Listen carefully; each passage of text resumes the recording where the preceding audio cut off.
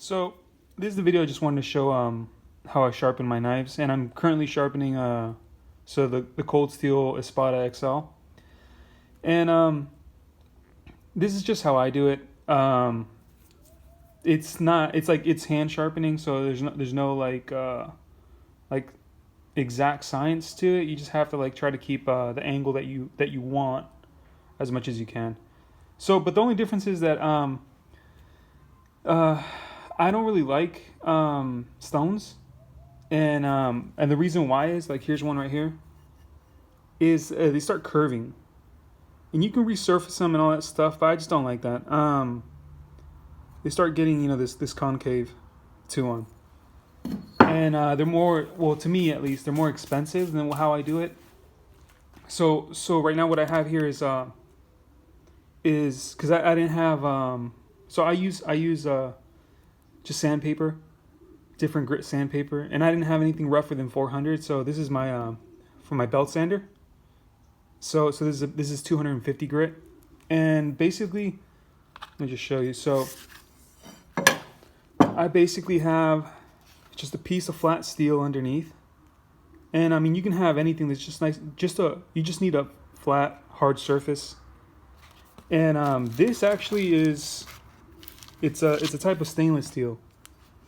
This piece right here, but so just put it underneath, and then basically I hold it down with something. This is pretty like cheesy, but it works.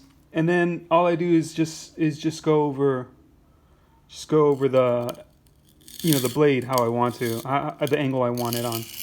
So the other thing I do is I poke the hole in a water bottle, and it's good to have water. So you can tell, you can notice a difference. So you pass your knife a couple times, and then you'll start feeling like there's like stuff where your blade isn't like grinding as much. It's not like you can feel the resistance of material being like removed, and you start feeling it a little bit less. So if you pour water, it lets your blade like push away the sand that's coming off. So eventually the spot will wear out too, and you can just move on. But it'll work for longer, better if you do it. If you just put water on there and then go over it, and the water will just stay on top. I'll show you just a little bit. So when you grind it, and then when you pour water, just a little bit, it's it'll just basically push some of the stuff aside, and one of the things you can do is you can look, if you have a good amount of light, you can look at the angle. I don't know if you can see it there. So see the shadow underneath the edge. So if you bring it at a certain angle where the edge is basically like touching the the material you're using, the sandpaper, that's a good way of just keeping the angle you want. So if you want this angle right now, it's, I don't know if you can see it that well there. It's basically touching the sandpaper, but just barely. Like, so if you move it a little bit, shadow underneath the blade, you move it forward, it goes away. So that's a good way of holding that the angle that you want. But you have to get it. You have to get it to a certain point where it does that. So if you want to get rid of if you're reprofiling the edge, then you kind of have to like just do it as best you can. You just have to, like, if you're reprofiling the edge, if it's like rounded like this knife it was, you have to basically work it, and then basically until you get the angle that you want, and then you can do that thing where you can see the shadow of it, and then just angle it just right. So this, I'm almost done with this, but I'll show you just the progress I have so far. I still have to run it through the other grits. So So when I'm done with this, so it'll basically go 400 grit, and then I'll just put it on there. And most of the time I don't use a weight, so like this is pretty, it fits pretty perfectly on this piece of steel. But when you use it, it'll start curling up, and that's when I'll add this to one side, and just basically use this side. And then when I'm done with this side, when this side's already like worn out, same thing, I'll add water to it. But when it's worn out, I'll put this on this side, and then just use this, the other side, the opposite end. So it will start curling up. Right now it's laying flat, but it will start curling up on you just from you working the edge on it. So I'll do 400, and then from there I go to 800, and then after that, what I do is I do 1,500. And to me, this is sometimes I go up to 2,000. I'll just go to 1,500 and see what it does this time. But to me, this is a lot like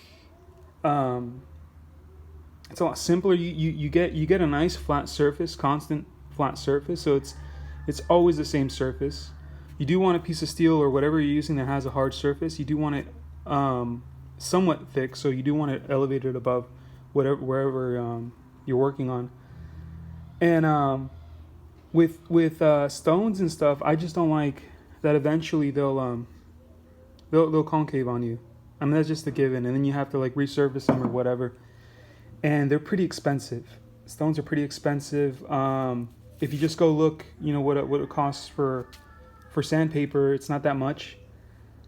And then even like let's say you have some of these, you have like a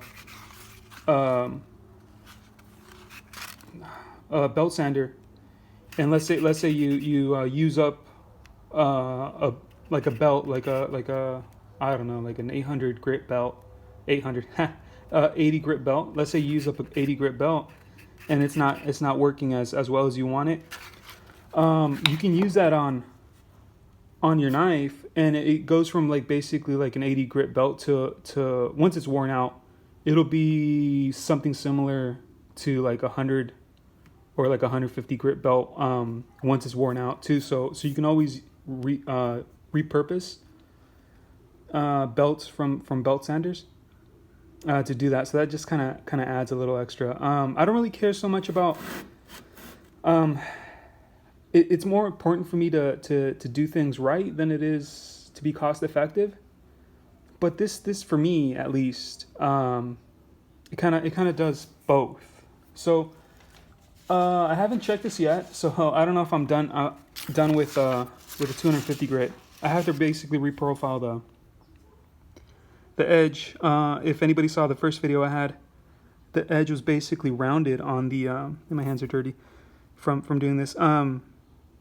The tip was basically rounded from like here to here, so that took me a while to do. But I still like I said, I have to do 500. Whoa, basically nothing. So it's I have to, let me see the edge, the tip. Well, wow. So I still have a ways to go. Okay, so the tips. I've been working on the tip more than anything else. I have to. Wow. Okay, so the tip's okay so far. I still have to do the rest. So okay. So I still have a ways to go. So CTS XHP is a really nice steel, but I've never had to like bring it back from like such a, because this is used knife. This is used knife. I've never had to bring it back from like such a like a worn down state, the edge. So all my knives, if I use them, I just touch them up as I go along. So I'll use them, and then after I'm like after I feel that they're wearing out, I'll feel that, you know, just through the normal use, I'll like be cutting stuff and things like that, and I'll feel that the edge is getting duller. Then I'll touch it up, and it's just, to me, it's normal.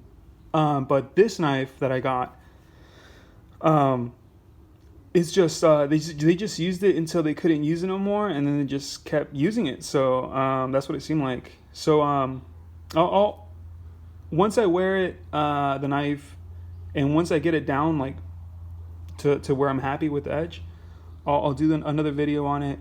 I'll talk about my experience of just wearing around, wearing like that huge knife, and we'll see how it comes out.